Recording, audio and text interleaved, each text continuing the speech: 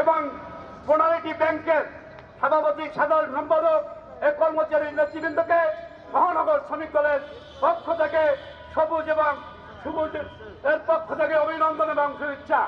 আজকে এই প্রতিবাদ সমাবেশে আমরা কি কথা বলতে চাই, আজকে প্রশাসনকে বলতে চাই, আজকে প্রশাসন যেভাবে গাফিলতি করছেন আমরা দেখেছি স্বৈরাচার শেখ হাসিনার আমলে যদি একটি বানোয়াট মামলা হতো ওখান থেকে যদি আমাদেরকে আসামি করা হতো আমাদেরকে 12 ঘন্টার মধ্যে গ্রেফতার করা হতো।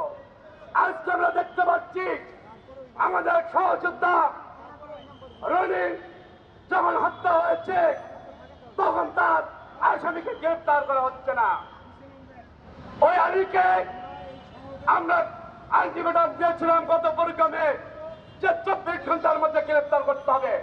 আমরা আজকে বলতে চাই শ্রমিক দল কেন্দ্রীয় কমিটির সভাপতির মাধ্যমে তাকে 12 ঘন্টার মধ্যে গ্রেফতার করে তার আইনের মাধ্যমে আমাদেরকে দেখানো হোক।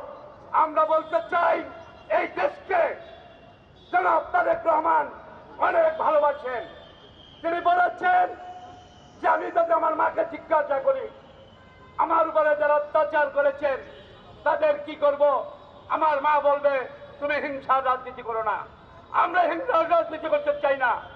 এই আলী হোসেনকে 12 ঘন্টার মধ্যে গ্রেফতার করে আমাদের সামনে এনে হাজির করতে হবে। সে কোন দলের লোক আমরা শুনে পাচ্ছি, সে অন্য কোন দলের লোক, সে দোসরের লোক।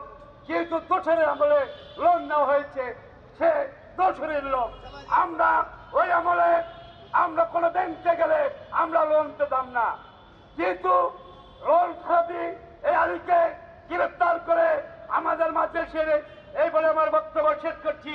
বাংলাদেশ জিন্দাবাদ, শহীদ জামুল হক, খালেদা জিয়া জিন্দাবাদ, তারেক রহমান জিন্দাবাদ, শ্রমিক দল জিন্দাবাদ জিন্দাবাদ।